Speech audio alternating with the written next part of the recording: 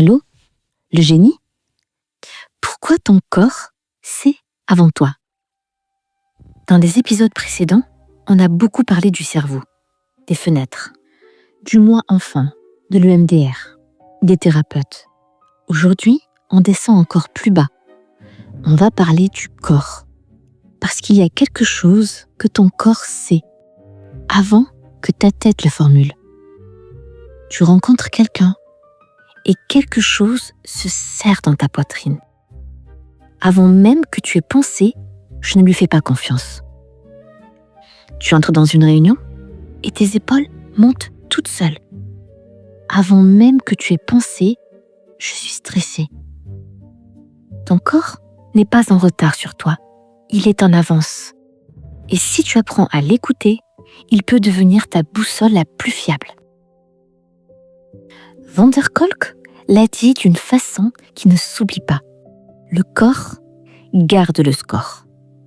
Tout ce que tu as vécu, chaque peur, chaque humiliation, chaque abandon, chaque joie, ton corps l'a enregistré. Pas comme un souvenir conscient, comme une posture, une tension, un réflexe. La mémoire corporelle, ou mémoire procédurale implicite, est stockée dans le cervelet, les ganglions de la base et le système nerveux autonome, indépendamment du cortex hippocampique. Elle ne nécessite pas de rappel conscient. Elle s'active automatiquement face à des stimuli similaires à ceux des expériences originales.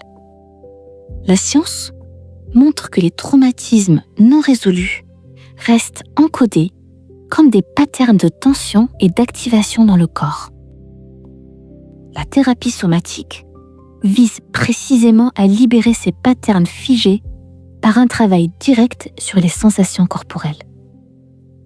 Ce dos qui se voûte quand tu parles à certaines personnes, cette gorge qui se serre quand tu dois exprimer un besoin, ces jambes qui veulent fuir avant que tu aies décidé quoi que ce soit.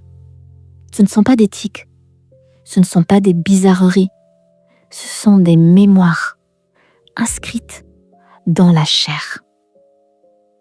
Et la bonne nouvelle, la très bonne nouvelle, c'est que les mémoires corporelles peuvent se réécrire. Pas avec des mots, avec du mouvement, avec de la respiration, avec du chant, avec du silence, avec des thérapies telles que la kinésiologie, telles que l'éthiothérapie. Ce sont des exemples. Avec tout ce qui fait vibrer le corps autrement que la peur. Dans le prochain épisode, on va voir exactement ce qui se passe quand le corps déborde et pourquoi c'est un signal, pas une faiblesse. À la prochaine, le génie.